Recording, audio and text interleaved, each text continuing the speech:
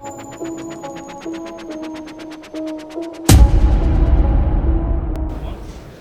right, we're coming back with one more segment from the NRA annual meeting, Indianapolis, Indiana, 2023, from the Keltec booth. And I am joined by my good friend, Lefty. Howdy. Also known as Marty from Talking Lead. And on my right, your left, John Bailey from EOTECH. How's it going? Good to be here. Oh, man, fantastic. John and I have known each other for, 37, 45 years? Yeah. Well, goes back to 1962, I think, doesn't it? well, it's not quite that long, but we have known each other in the business for We were in the war together. for a long time. And talk about you were in and out. Yeah. Yeah, in and out. Things have changed, and that's something I want people to know about. In our industry, we like to grab a hold of things. We're like, well, in 1992, Smith & Wesson did a blurp. Like, well, okay, but it's not 1992 anymore. Let's stick with the NRA. I said somebody, a wonderful, kind human being from the expanded fan base said, "Why would you go to the NRA? In 1934 they had a chance to stop the It's like, bro. All those people are dead. All the people who were in the NRA in 1934 are They're dead. gone. They're dead now. Okay. I think some of their legacy passed on, though. Yeah, but tell us about the kind of the real quick history of EOTECH and how things are different today than they were, 15 years ago. Yeah, it's been a roller coaster for sure, mostly in a good way. But we had technology in 1996 that nobody ever saw. There were red dots going back to when you and I first met in the 1960s. And that hasn't changed much at all in a technology standpoint. But and it wasn't even EOTECH at the time, but there was holographic technology that finally was able to turn into something. It's been worked on for, going back to the 50s, but they were never able to put it into anything that's useful other than like your fighter jet heads-up display. So in 1990, they finally were able to get components and lasers and all that to such a small size that a gun sight seemed to work. So they kicked that off, and they didn't have a brand. They had a little bit of acceptance, and they got Bushnell to put their name on it. And Bushnell was one of the biggest companies in our industry at that time, and still are. But that really kind of gave us the drive and the eyes on us to kind of start growing that product. At the same time, some people came by from the military and they looked at it and said, this would be really, really cool, but it can't be this, it's got to be ruggedized. So we started working on the ruggedized portion of it, and EOTECH kind of began, and we started selling to them. Bushnell was selling to the commercial business, and at the same time, the assault weapons ban was about to expire, and assault weapons were going to kind of be a bigger thing, and so everything just kind of aligned really well. And we got a contract with the military, and that helped give us credibility, and it just blossomed from there. So come 2005, 2006, we were doing really, really well and caught the eyes of a big contract manufacturer or contract company, L3 Communications. And our original owners sold us to them. And you would think maybe that's a good thing, and they infused a lot of money into our business, so that was the good thing. The rest was really horrible. They threw bureaucracy and red tape, and they didn't know our business. They wouldn't let us market. They wouldn't give us the money to market. So even though we were having the success and we had all the credibility and we had government contracts and we had the commercial business, they were really holding us back. They at one point let me go. I built the whole marketing department. I worked in every department other than finance, I think, at some point. So they let me go, and they eventually merged with a bigger corporation, Harris, and those two didn't do that well with us. And they finally said, you know what, we're getting rid of all the commercial segments in our portfolio. So they ended up selling us in 2020, and we're now owned by two guys that are just awesome. I mean, they understand the business. They want to grow. They know it takes money to grow, it takes new products to grow, all of those things, and they're infusing all of that stuff. We got a great management staff. Basically, they said, let's bring all the cool people back from the EOTECH days and I came back in 2020, and it's just been awesome ever since. We got great products. We got new night vision. We got new pistol sights. We're working on a on-gun laser system to kind of go after some of those app peels and D-balls that are out there. So we're really, really flying, and we're real happy. I am really glad that you brought up the night vision because, and congratulations for being back. It makes me very happy. Yeah. Because if those of you who know, the EOTECH was with us way back when Paul Markel sat down with a yellow note tablet and wrote the word "student of the gun" across the top of it, and then started scripting out. This one, it was an idea. This one was an idea, and I contacted my friend idea Johnny. on a I'm like, I'm napkin. going to do a TV show. Yeah. And he said, I will help you and I'll support you. And you were there from the very beginning. It's great times. Very beginning. And we've done lots of stuff with the EOTECH. You know, I back in the old, dead tree days when we used to kill trees and put ink on them and stuff like that. You know, that's how long it's been, back since the 90s. But when you say night vision, that's relatively, I mean, there's the cool guys have been into it, but the average person really isn't so much. And because 10 years ago, it was, well, let's face it, it was priced out of most people's market. Right. You know, when who's the guys up in New Hampshire? Insight? Insight, yeah. When Yeah. when I first saw back in the beginning of GWAT an Insight handheld thermal imager, they're like, I said, how much is this? And they said, well, it's going to go for around $50,000. Right. $50,000. Yeah. So the average person's Pocket probably not change. putting a $50,000 thermal imager on their gun. Yeah. But as time has gone by, and this is the way it always is, red dots, lasers, whatever, the products get better and they become more and more affordable as they're able to do that. And they become smaller. And they become smaller. They do. Yep. The one thing that Jared and I both encountered was hunting hogs in Texas with guys at night. Because in the summertime when it's hot in Texas, the only time to kill hogs is at night. Yep. Because they won't come out in the day. It's just too hot. They just lay around and then they come out at night. And if you're going to kill them, you have to kill them in the dark. But that's dicey with people who are inexperienced, especially if they're inexperienced with the equipment. Oh, and throw any other game that might be there. I mean, you got cattle, you got deer, you got all kinds of stuff that if you don't know what you're shooting, you get in trouble pretty quick. And when you at night, even if you're you have lights on your vehicles or whatever, and you have your normal vision, then you throw up an optic and your peripheral just shrank dramatically, and people can walk into a guy can drop down to a knee, it's completely dark, he throws it up, he sees it, and his buddy does not know what's going on. He walks right in front of him as the gun goes bang. That is a dangerous situation. And something that we at Student of the Gun, we're obviously all about education and training and so forth, and helping people to be the safest and most effective with the equipment they have. And help me out here, John, do you know of anyone, our idea, Jared and I, we saw that.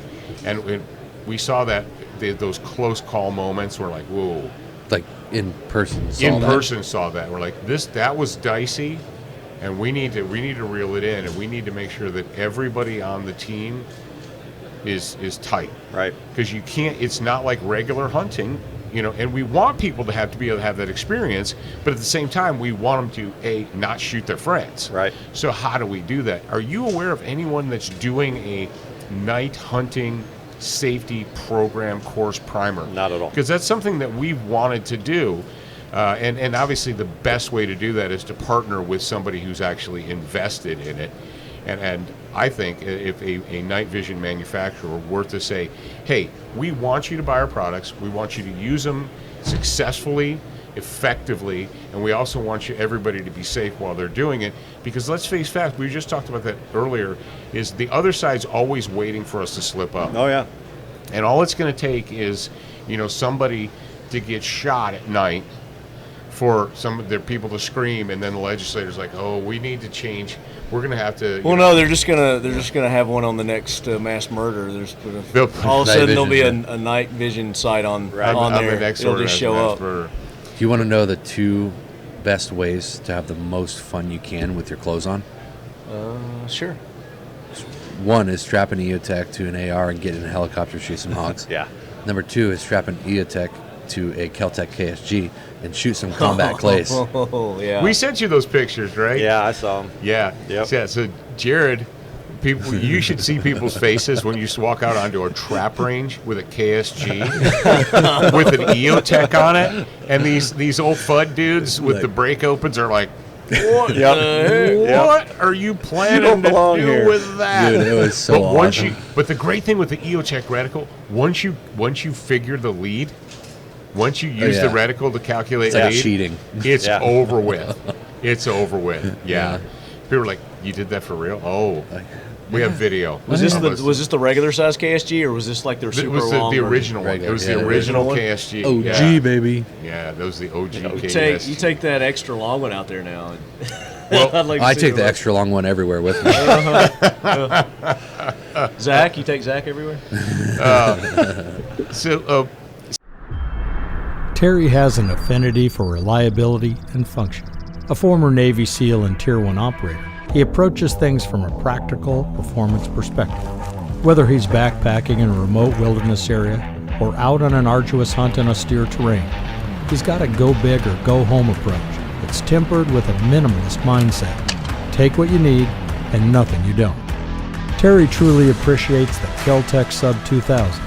This 9mm semi-automatic carbine folds in half to tuck neatly away in situations where space is a premium. It may be a pistol caliber, but its 16-inch barrel translates to velocity, which translates to power downrange. The rifle features Picatinny rails and M-LOK attachment points, so he can accessorize it the way he needs it for every outing. Innovation, performance, EOTECH. So you've got night vision, and you also have precision optics. You have long-range optics now. Yeah. I want to make sure people know that. Yep. So in 2016, holographic sight was just still doing really, really well. But we were, and self-admittedly, we were always a one-trick pony. It was just that. I mean, we came out with magnifiers that kind of made it a little bit better for medium range, but you're not going to put an EOTECH on if you want to shoot 400 or 500 yards. You're going to put a scope on there. Right. So we wanted to come out with magnified scopes. You really can't, there's one or two companies that do it in the States, but you really can't do it that well. So we partnered with a company in Japan, and to our specs, our design, our industrial style, we came out with a line of rifle scopes that really kind of support our brand, our quality, all of the testing that goes through it. We're ridiculous when it comes to testing and proving out products. We came out with a 1-6, a 2-10, and a 3.5-18 the first time. And our 1-6 just went nuts. And it's because we did it as a first focal plane optic. And usually you don't really have much value in a first focal plane in a 1-6. But what's really cool about it is we have our circle dot, or our donut of death that people call it, and that's in the holographic sight. We put that in our 1-6 at 1x. So when you're shooting 1x, you still see that ring, and you see a dot, and it's true 1x, and eye relief is great.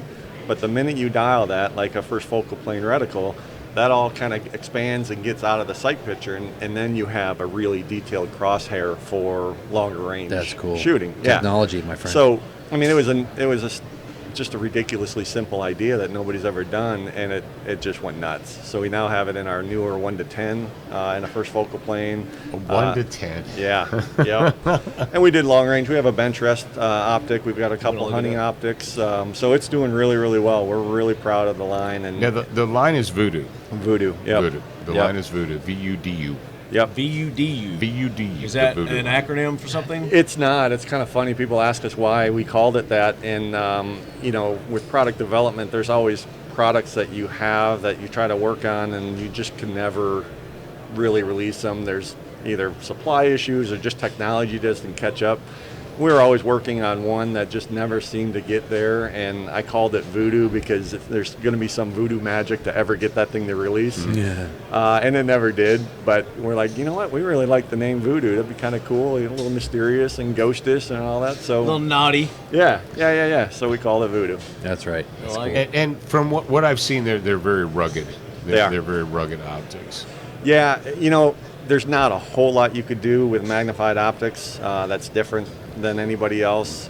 So accuracy and consistency and tolerances and precision are really the only things you can focus on.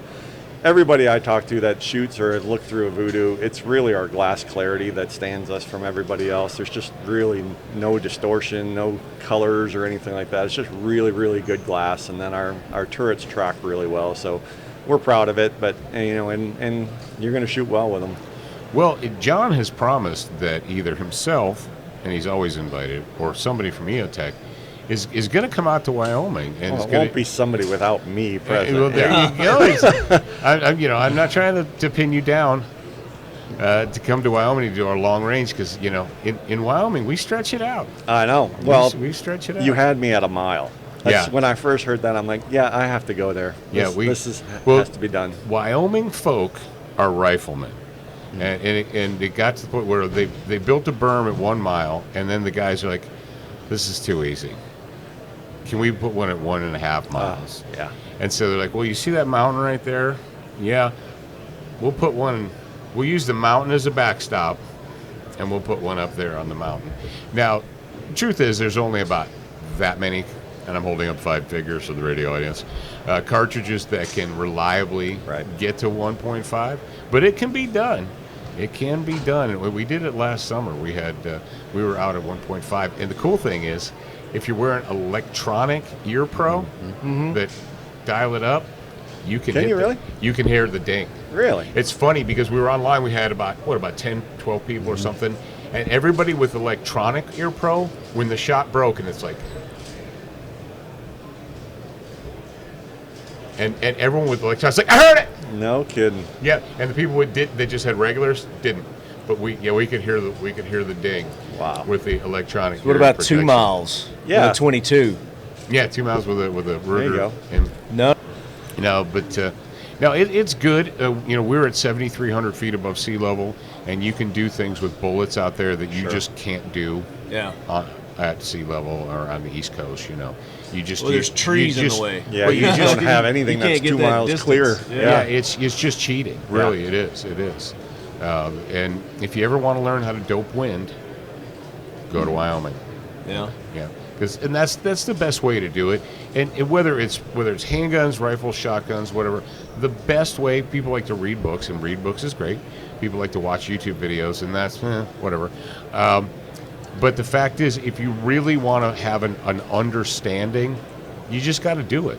You just got to get out there, and you just got to do it. And that's what we encourage people to do. It's kind of like climbing into a helicopter with an and have you killed hogs with an EOTECH? From a helicopter, John? I should have more experience doing that. We went down one time. We were in Texas for another reason, and we went to go visit a guy that does that. And so he took us up, but it was in the summer. It's all the foliage is up there, so those hogs are protected, and the helicopter doesn't push them out. So didn't have an opportunity, but he got a phone call. He's like, all right, there's one out in the field. So went out, I blasted one. Oh, okay. So I can technically say I did it, but I didn't really do it the way you're supposed to do it. Well, the great thing about that EOTECH optic, and I don't need to blow smoke up John's butt because this is true, is when you're in a helicopter and they start running and you mirror them, you have to lag the That's animal. right. It's almost reverse It's right? reverse. Yeah. People like you normally, if you're in a deer stand and it's running, you're like, oh, put it on its nose, press the trigger, it'll hit in the boiler room. Well, the way it was explained to us by our trainers was that, look, the helicopter's actually going faster than the animal is. It's your perception. So if you lead, the bullet's going to go way out in front of it. And with an EOTECH and with the tick marks, the north, south, east, west tick marks, he said, look, put the EOTECH tick mark on its butt and press the trigger. And he says, it's going to seem weird because you're going to seem like you're holding behind it. He said, but the helicopter's actually going faster than the animal is. And that's the only, and once you learn to do that, and once you learn that delicate dance, or when it moves around, it gives you that heads up. And of course, it needs to be a heads up because you're wearing an aviation headset. Right. So you can't get a normal cheek weld. So what we had was a riser, and you've got your holographic weapon sight. And as you know, Marty, or I'm sure, is that when it's with the holographic weapon sight, as long as it's zeroed, it doesn't matter where you perceive it to be. your perception. As long as it's on target, it's on target. As long as it's on target, Yep. it's on target. So if you don't have a perfect cheek weld, which you're never going to have in a helicopter or a situation like that, it's okay. It's okay. So we put down hogs and coyotes, and it was so great. So our helicopter driver was amazing. Yeah, he was an retired Army. Driver? Driver? Yeah, he was- flyer. he was- whatever. he Did I was say driver? Pilot, Yeah. maybe? Yeah, pilot. Did I say driver? Really? Yeah, you did. They do call them drivers, though. Yeah, So Fighter pilots. he's are an eagle. drivers. He's an eagle driver. yeah, so he was able to. I don't remember if the foliage was really bad like when you were there, but he was able to do something with the helicopter where it was like It would kind of like he would flare flood it. him out. Yeah, you like flare it, and it would go woo woo, and it would Ours make had. them run. Did you guys have sirens and noises that? No. Oh yeah. He did Ours everything had manually. sirens. No way. Yeah. He's like, hit the siren. You hit a button, and then they it's like a fire truck, and they start running. Wow, Oh. that's Well, smart. Ours played the Flight of the Valkyries. Yeah, Okay. that's right. yours is better. I mean, that's kind of like a. Man, he took us through this Siren. river bend. It was like banking off. It was so awesome, man. You know, you bring up that reticle. You can learn a lot using those reticles. We were just talking about, duck hunting and stuff like that before, or you were talking about skeet and stuff like that. But Trap, yeah. you could use that reticle. I've always told people that if you put the circle on their beak like they're pushing the reticle, Yep. and it's automatically your lead. Yep. Same thing with turkey hunting. That ring is essentially your shotgun pattern all the way out as far as you want, because that ring is getting bigger and bigger as it goes further out. So you can really, if you learn about your reticle, simple circle with ticks, you can do a lot with it. Oh, absolutely, Oh, yeah. absolutely. And it is a projected hologram. All right, that is it for our time. John Bailey, thank you very much for I taking the appreciate time the time. to be This with was us, great, old man. friend. And Marty and Jared and myself. And it looks like, well, that's going to put the cap on the Student of the Gun portion here at the NRA Annual Meeting 2023. Thank you very much to my guest and to Talkin' Lead and to Keltec and to the city of Indianapolis for not shooting me last night. They There's a lot of shootings apparently. Yeah, Yes, a lot. yeah. So I'm glad that I didn't get shot while I was here or had to shoot somebody, so that's always a positive. But You're not left yet. yeah, I haven't There's left still yet, time. so don't jinx it. There's All right, still ladies time. and gentlemen, remember, you're a beginner once. You're a student for life.